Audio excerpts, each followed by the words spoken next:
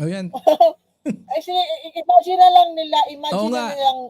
Oo. yung mga picture na nakikita po namin, mukha ni Leni Robredo, mukha ni Risa Hontiveros, mukha nung may saltek, at saka yung yung pogi na taga Cavite na kapatid po ni Ombudsman Jesus. Ikaw, Yun yung nakikita kung ikaw papipiliin, sinong ano mo dyan? Sino trip mo dyan?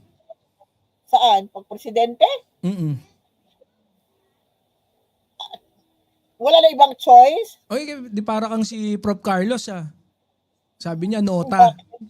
None of the above daw. Oo nga parang, ewan ko. Hindi ko po sila feel. Wala pa. Total, malayo pa naman no? Malayo pa sa atin, pero sa mga DD shits, parang bukas na. Oy, pero... Diba? Nagmamadali sila talaga Nagmamadali sila at lahat ng posibleng kumalaban kay Sara Duterte sa 2028, sinisiraan nila. At habang sinisiraan nila, nasi-sideline din nila, na sinisiraan si Presidente na hindi na naman tatakbo. Diba? Oo nga. Hindi na naman tatakbo si PBBM, pero sinisiraan pa rin nila. Hindi natin alam kung bakit hanggang ngayon sinisiraan nila. Mas lang insecure sila kay PBBM na sa 2028 hindi naman siya tatakbo. 'Di ba? Wala talaga silang at alam naman natin na ngayon pinapipiyastahan po yung fake news ni Nino? Ni Harry Barney. Nakita mo 'yon? Alin? Nakita mo? Alin? Yung kolonos, yung pinalakad-lakad ni Harry Roque na picture ni PBBM na sinabi niya na meron daw colonoscopy bag. Bopol talaga yun. Pero dati pa yun Dahil doon, Hindi, actually, hindi ko alam bakit walang pumikap noon nung ewan ko ba't biglang bumalik eh.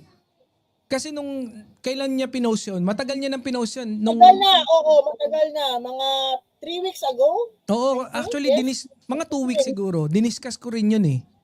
Pinikap. Tapos, sinumbong ko kay Attorney Claire. Sabi ko, Attorney, tinan mo to. Oo, yung ganun ba na style na yon, ewan ko ba kung hindi nakakalimutan siguro ng mga DDS na ginawa yon ng mga dilawan dati kay former President Rodrigo Duterte. Remember mo yon na meron din colonoscopy bag na alam naman natin hindi naman totoo.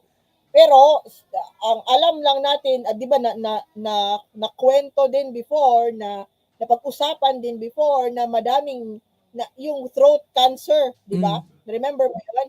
Na balita or na chismis na meron ding throat cancer si dating Pangulong Duterte noon. Hindi lang yon, meron din siyang mga iba-ibang mga iniinda, meron siyang Burgers disease, meron siyang myasthenia gravis. Madaming ailments si former President Rodrigo Duterte na mismo yung iba, inamin niya. Inamin niya. Andiyan si Mami Ping sa baba, oh. Mami Ping! Umakit ka na! Di ba? I mean, na-remember mo yon na mismo lumabas sa bibig ni former President Rodrigo Duterte yung mga sakit niya. At mismo din lumabas sa bibig ng former president kung ano yung ginagamit niyang mga gamot para lang maibsan ang kanyang mga aches and pains. Isa na doon ang fentanyl.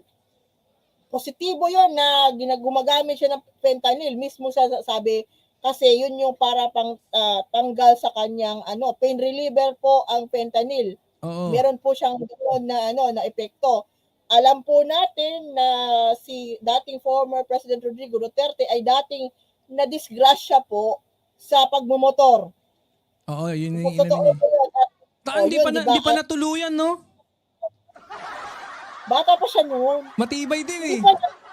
Hindi pa niya time noon.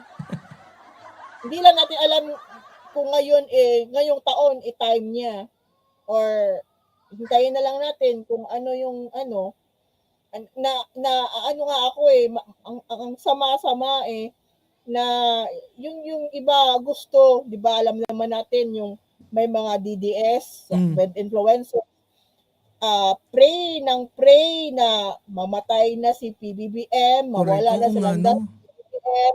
Yung mga ganun. Akala ba nila hindi nila presidente din yun? Parang ganun no? Hindi nga nila presidente si PBBM, si Duterte talaga yung kanilang presidente. At yung kanilang pagpe-pray, pagnanasa na or yung desire nila na mawala na si PBBM, nagba-bounce, hindi ko alam kung hindi nila nare-realize na yung karma na sinasabi nila na karma, doon sa kanila pumupunta. Sa kanilang grupo bumabalik. Recently, by news, pumanaw yung younger brother ni former President Rodrigo Duterte.